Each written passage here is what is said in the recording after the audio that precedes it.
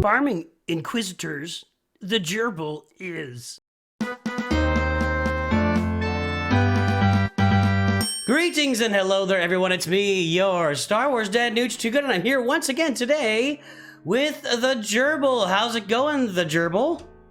Hey, doing pretty good. Thanks for having me on. Now, I never asked, do I need to call you the Gerbil, or are you just Gerbil, or what's the... Well, you know, the does imply some kind of superiority, right? Like it is better than all the other gerbils. Yeah? You know, so... But nah, Gerb's fine. Gerb. Okay, well, we even shorter. Gerbil. Gerb. All right, Gerb. It's all good. Okay, so Gerb came onto my stream the other day, onto my and you know, I'm a big proponent of Imperial Troopers to start the game, and I think a lot of you guys who follow Darth Loquitur, same thing. You know, not only do they if you're a free-to-play player or you're not doing the Hyperdrive bundle, they will absolutely maul Galactic War in a good way. You know, Piet leads to the Executor. The troopers do 2 assault battles. And then Gerb was on there. The Gerbil, I can't do it. Gerbil was on there, and he was extolling the virtues of the Inquisitorius for. Now you said new players, right? You know, I did say new players, and new maybe a little over the top. I would say, like, so my alt is at 2.4 million, and I did go Inquisitors from day one. And so when I created the account in November, I guess most of them were still 1 shard, you know, not accelerated, right? And so I got them all to about 5.5, 6 shards, and I was like, okay, this is a bad idea. And so around that time, I did switch. But as soon as they went back to, they started becoming accelerated, I went back and I completed the farm. And there's definitely a Cairo crunch that we can talk about. But I've actually been really, really happy with them as a new-ish account. So now I'm at 2.4. I got them all at Relic 5. I only have like 10 Relic characters. So I can share you my ally code here if you want to pull it up on that alt account. Yeah, let's do it and now. so like I'm going to be unlocking Grand Inquisitor too? I will. Wow. I will very, very soon. The next time he's available, I will be unlocking him. And yeah, so I don't know, like, oh, where's my account? We obviously planned this out. We Hang on. Definitely did, definitely. So you are at 2.4 million. You've got the Inquisitors. You'll have Grand Inquisitor soon. Do you have any other Empire squads in there? Because I know you're using them for 2 assault battles, which would be, I assume, the Ewoks and the Inquisitor one, right? Yeah, Fanatical Devotion, and then I forget the name of the Ewok one is, like Forest Moon or something. Do you have that ally code? Yeah, here's my SWGOH account. Got it. So it should have my ally code. Oh, there it is. Okay, you got it? It's there. It's there. So the Gerblet is here. Murder Cubs Picnic. Yeah. And your arena squad is Palpatine, Vader, Han Solo, and 2 Inquisitors there. So the and so, well, as an alt account, I don't have a lot of time to devote to it, but I was hanging in the top 10 until I just decided I really didn't care in arena. So what happens is Palpatine. You're like, yeah, I get that. So Palpatine, you correct me here if I'm wrong. I'm pretty sure you know these kits better, but like anytime you land a debuff, the character gains 20% turn meter, right? And then anytime a debuff expires, they gain another 5%.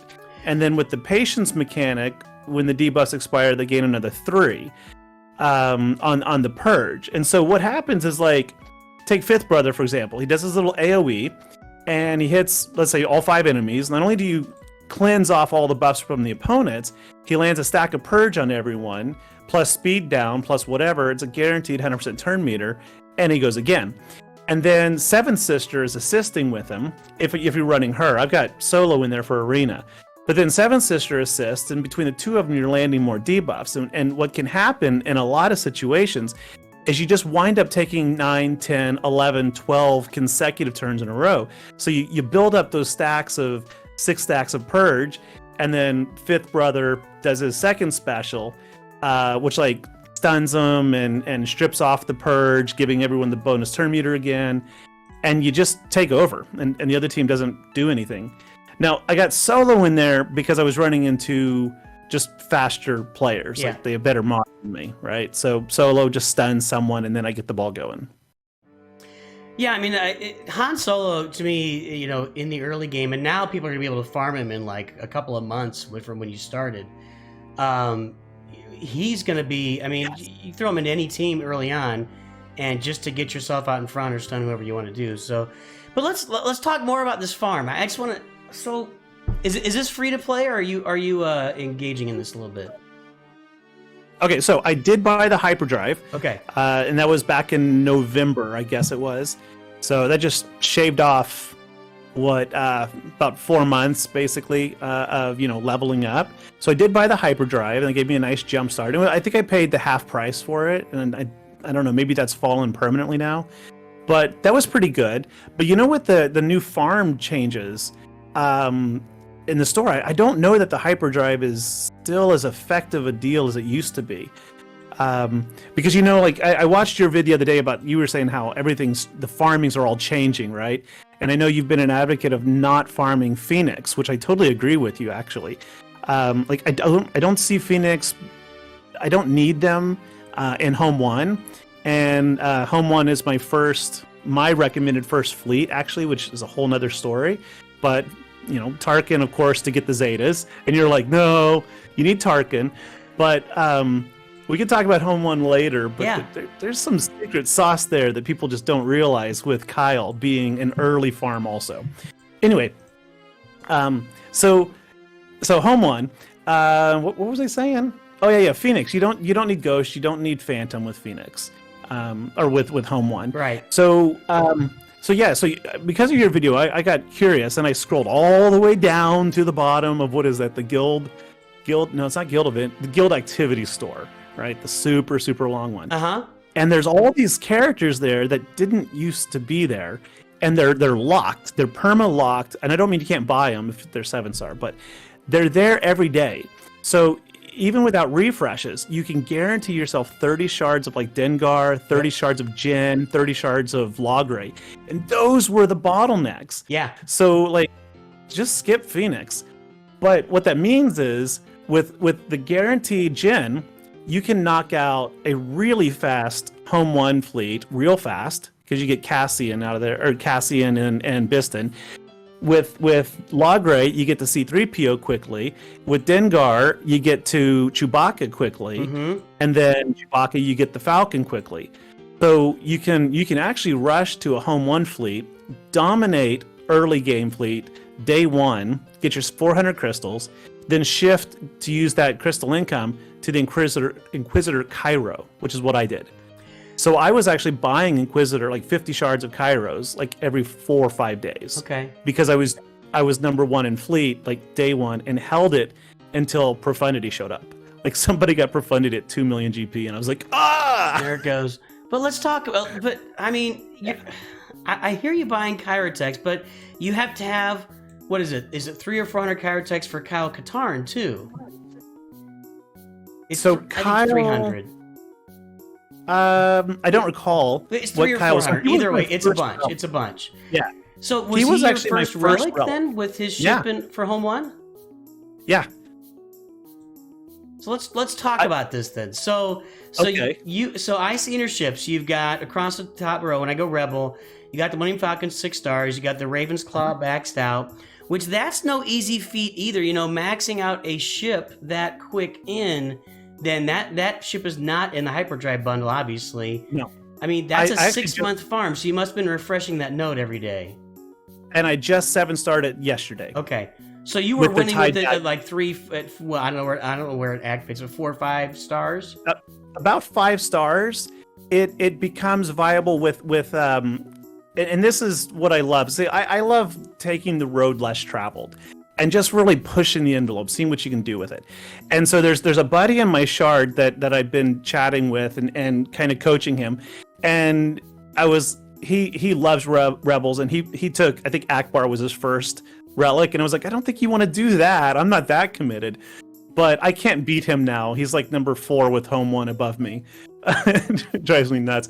But yeah, so what happens is I relicked Kyle first, and I went just all in trying to get the Raven's Claw because, and then Biston was the second essential piece because so Biston's kit people overlook has baked into it plus 25% speed, right? So Biston goes first, applies taunt on the enemy target. Let's say I'm going against Finalizer. So target lock. So I put target lock on Kylo.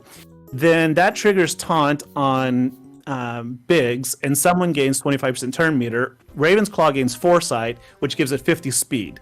So it suddenly has an opportunity to go next. While it has Foresight, it ignores taunt. And it double taps if it starts the turn and calls an assist, like the Falcon. So you double tap on Kylo, calling an assist. Then Biggs, if he's assisting or you're getting target locks, he's regenerating. So he survives, guaranteed survives until, except for Executor. Executor screws you up. But he survives until you get your first reinforcement, which is the Falcon. So when the Falcon comes in, it calls all rebels to assist. Home 1 gives them bonus protection. It applies target lock on basic. Biggs applies target lock on basic. 2 ships gain Foresight, and those ships also ignore taunt. So whether you got home 1 out there or TIE bomber or whatever, it doesn't matter. You just ignore it, and you kill everything except the tanks. You save them for last. Now TIE bomber, of course, has the AOE which applies burn. Yeah. So when the opening move there is Biston applies target lock. Raven's Claw gets the turn meter, jumps ahead of TIE Bomber. It does the AoE, stripping away all turn meter from TIE Bomber. You focus down on TIE Bomber. You call in Han's Millennium Falcon. Everybody assists. Everybody gains Foresight. And TIE Bomber's dead. It doesn't even get a turn. Yeah. You know, I gotta be honest, I've always been a huge fan of Home 1, and in fact, when I did my free-to-play account 2 years ago that now is my main account, I started with Home 1 and Biston and Falcon and Biggs. At the time, you didn't have Raven's Claw, but even that fleet with Cassian in the... Cassian kind of... Like there's a low gear Cassian in the wings. Yeah. As soon as he reinforces, like, things just start to happen, and just the Falcon, all the assists, all the extra stuff that's going on there. I mean, I did really well with that fleet, but the problem is it kind of cost me with some of my other farms. So, I mean, are you going to... Now, this is a very unique account. I mean, are you going to go toward Profundity with this, since you've already got these ships, and I see you got Gen Urso Gear 12 here. I mean, what's the next plan? So, I was planning Profundity, but I actually switched to Executor. So now that the Inquisitors are all R5 ready for Grand, I looked and I had a real hard thought, because from day one, my ambition was Radis and Mon Mothma defense teams, and that would lead into the Rebel Home 1 towards Profundity. Yep. Right? And I got like Radis up to, I don't know, Gear 10, 5-star, Omicron, and he was holding solid. And he was... I actually won, I guess, too many GACs, because now I'm matched up against 6 and 7 million GP opponents, and I'm kind of toast. Let's see where you are. Yeah, so I just fell 3 ranks. When the season switched, I dropped 2, and then I just lost like 2 or 3 in a row, because I can't. I'm up against people with like Master Kenobi and stuff. Yeah, let's talk about that. So I'm actually in Bronzium 3 right now also, and I can't win. Every account that's in Bronzium 3 has 1 or 2 GLs, and that's insane to me. Like I've got Executor, and that carried me to that point, but now like all of a sudden, I don't know, a bunch of people just all of a sudden just drop down to Bronzium 3 out of nowhere, but everybody has these GLs, and I can't even get through their front line. Yeah. No, I'm in the same situation right now. I think I don't remember. I think I won like 7 or 8 matches in a row. Yeah. I got promoted several times, and then now it's just like, why bother? I did have a lot of fun though. I posted a little video with this Inquisitor squad under Palpatine lead, where I beat a Relic 8 Sith Eternal. Ooh. That was just fun. I mean, it was like he never got a turn. Basically, he did get to his ultimate. But after he triggered his, the charge ready to zap, killed him before he could do it. So that was kind of fun, but yeah, it makes me think, and it's a whole nother video I want to do, but it really makes me wonder, like, how many new players are entering the game that, you know, without your and my experience are struggling to break what is the lowest level? Carbonite? It's Carbonite, yeah. Yeah. Like, just to break out of like Carbonite 5, 4, 3. Because I started in 5, got up to 1, got promoted, and then game over. Right? It's really a chore, and I just wonder if, you know how Kyber's been shrinking and shrinking and shrinking. I just wonder if that is just filtering, that just keeps filtering down and down and down, because you're seeing much bigger rosters down there, even in Carbonite, at the higher Carbonite levels, and it's just really, I think it's unfair. I think it's unfair to new players to have to face a roster that's been sitting there for 7 years, and if that person decides on a whim to play this round of Grand Arena, you know, you don't have any chance. And I really think they need to reset Grand Arena, do something with it, you know, find a way to reset it.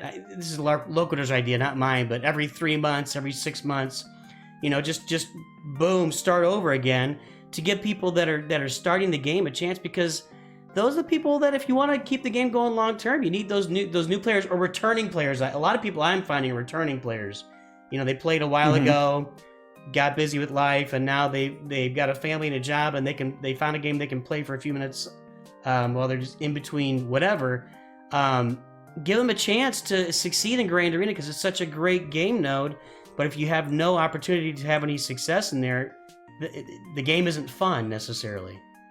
Oh yeah, no, I actually have had the exact same thoughts for a while, and like I said, yeah, it's a whole nother video that I want to just explore that. Like I want to just like extrapolate this out and try to talk to some people. But you're right. I mean, you know, again, if I didn't have a focused roster and I felt so good and I win 2 or 3 times and I'm patting myself on the back, and then suddenly you run into a wall where all 7 of the other people in your pairings, your bracket, are 3-4 million GP above you, which is the situation I'm in. It's like it's not just not fun; it's demotivating, and I think that actively works against player retention. Yeah, and I wonder, because of the lack of low accounts I'm seeing right now in the Carbonite 4 or 5, wherever I am, it makes me wonder how many people are actually joining the game, and then that makes me, you know,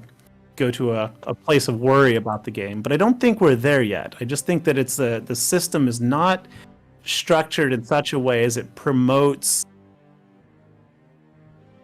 balanced competition. Yeah, right. Like, don't throw me in the ring against a lion. Give me at least a human I can battle. You know, so, you know, it's a little much. I want to let's talk more about you shifting to Executor. I mean, it looks like your path toward profundity is still better. Is it just not because of Radis? Is it just Radis that's holding you up? No, it's not just Radis.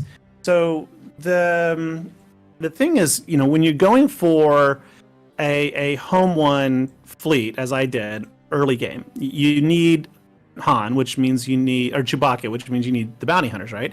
And you need Hans William Falcon, which means you need the bounty hunters again, the ships. So I already had pretty much all the bounty hunters at gear 11, 12. And what I needed was, in Conquest, a character that could basically insta-kill. So when I run into, like, the Phoenix squads that just seem to become invincible against your CLS, or an Infest Nest or something, because Inquisitors just don't handle Nest well. Yeah. What I needed was somebody who, like Boba Fett, who can execute when they've got a million stacks of dots on them or something. Okay. And so I was like, okay, well, let's gear up Boba. And then I was like, well, holy cow, you know, I'm almost there with everybody but Piet. And you're right, I was really, really close in Profundity. I'm trying to pull up my account right now, which felt like the logical move, but what I didn't have was like Dash Rindar. Yeah. I don't have Hera, and I don't want to get Hera in this squad.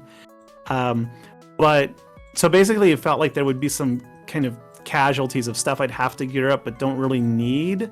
at the moment, although dash is amazing. Whereas executor, it's like Boba, Dengar, IG, Bosk. You have a solid low level GAC bounty hunter team.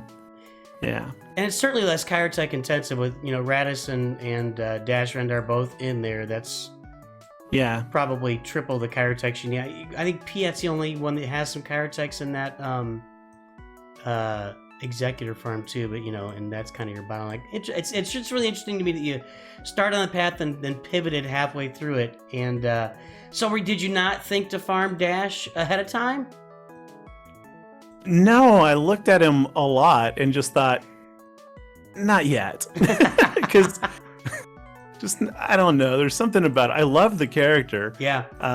And again, in Conquest, especially this current one, right, where you've got all these win without Jedi, Sith, or unaligned, Dash is a great replacement for CLS. You just put Dash in the lead, and then the Chewbacca's solos take over. Right. It's pretty good. But instead of that, what I'm doing is I'm just substituting over Jyn Ursa when I need to do that, or I just use my Adrad team that I had already started, actually. Adrad, he is such an amazing squad in this current Conquest. Well, how dialed into Conquest are you on this account? Because you're playing normal Conquest on it. I mean, are you investing a lot of time in that? No. I did 2 crystal refreshes total. It ends tonight, right? So I did 250 refreshes total, and I'm trying to pull up my account. I think I got the gold. Let's see, Galactic Battles, Conquest. Yeah, so I have the gold crate, 391, whatever those are, tickets. So yeah, and that's because I actually made this little matrix that the Palpatine Vader Inquisitors, Squad 1, CLS Squad 2, Adrad Squad 3, they actually do almost every feat in this Conquest. So like you take the win without Jedi, Sith, unaligned, that's Admiral Radis' whole squad, right? Let's see here. Win with, say, T3 and 4 surviving. Well, maybe I have a T3 at level 1, gear 1. You take out one of the tanks, put in Adrad, kill off everybody, pop Hope, and T3 revives. Okay. And you get 3 stars and the win, right? And so you can do that with all of them. Cal Kestis surviving, T3 surviving, Cad Bane surviving, Seer Junda surviving. You get all of those with Adrad. You don't need to have any gear on those extra characters. And then let's see here. I'm looking for the Inquisitor one. Like Sector 3, you need Purge, right? That's Inquisitors. You need Foresight. Right. That's Seven Sister Inquisitor. Sector 5 is even better. Defeat 50 enemies with Inquisitors, or duh. Win 14 battles with no tanks. So you go like Palpatine Vader, 5th, 7th, and 8th brother, and you get it. And you need Armor Shreds, which is again 8th brother.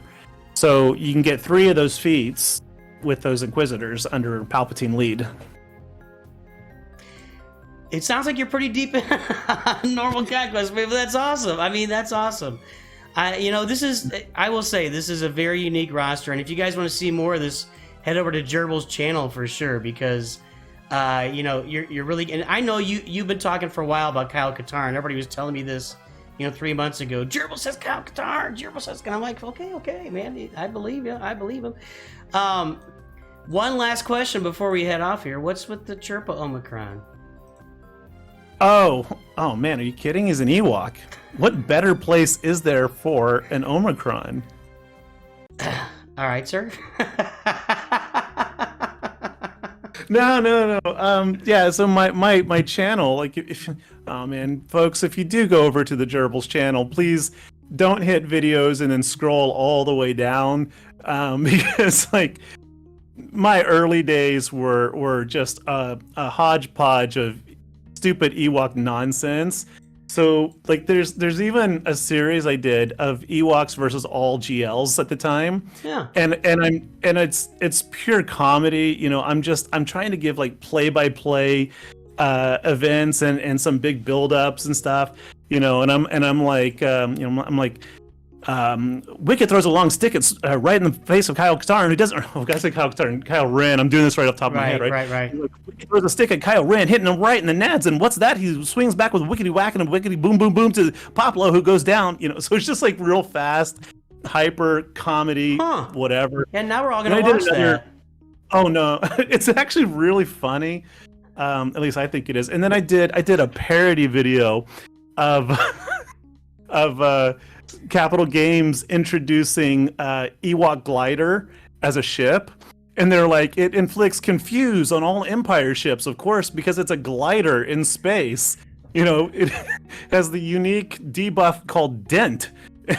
Dent does no damage to enemy ships unless they're Empire, they explode, right? Yeah, that's fair. That's exactly how it works. So, well, hey, everybody, go check out Gerbil, and I don't think you can sort by oldest videos anymore. They'll have to really do some scrolling to get down there. So, all right. Well, any final words to wrap us up here today, sir? Oh, you know what? Just enjoy the game. I think it's in a pretty good place. We had a rough couple weeks recently with like the server failures over at EA and all this stuff and the rebalancing, but I think it's in a good place, and it's a game, so just do what you enjoy and have fun with it. I 100% agree, man. You can always do the best you can with your roster, and I can make fun of you when you don't. But at the end of the day, if you're having fun, that's really all that matters, because it is a game. It is not life. Life is important, and this just takes you out of life for a minute or two. So, absolutely. All right. Well, Gerb, thanks for joining us today. This was great, as always. I'm really glad you came on my stream and started talking about Inquisitors, so we could have a real discussion about this. And if anybody else out there is going Inquisitors first or Kyle Katarn with the Raven's Claw first, let us know about it in comments. And if you think it's a good idea, bad idea, whatever, definitely drop a comment. Please do like and subscribe. And of course, always remember, Nooch too good.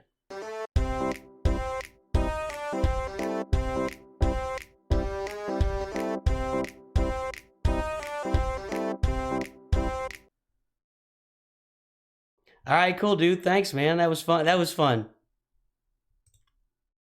Oh, you cut out right at the end of that. Oh, I did? I think you said thanks. That was fun, I said. Good. So, yeah, sorry you missed some of it. No worries. No, thank you for having me on. It's in China, I don't get to talk Star Wars with, let me think, anyone. So it's kind of nice to... Nobody likes Star Wars. I know that they had the big beef over here is they took Finn out of the posters when they advertised in China. But yeah, I could see that. Yeah, I could see that. Every once in a while, I run across something odd, unexpected. But yeah, for the most part, nobody here knows what Star Wars is. It's just non-existent. I'll put a couple of these links into the video. I'll probably publish this tomorrow morning, so. I'll send you the link, but I'll put these 2 video links in there just so people can watch it and have some fun. That's awesome. Yeah. So the metric for success was not whether or not the Ewoks can win, because of course they can't. It was how many turns does the enemy GL get to take. Right. Yeah, that's a good point. How long on the clock do they survive?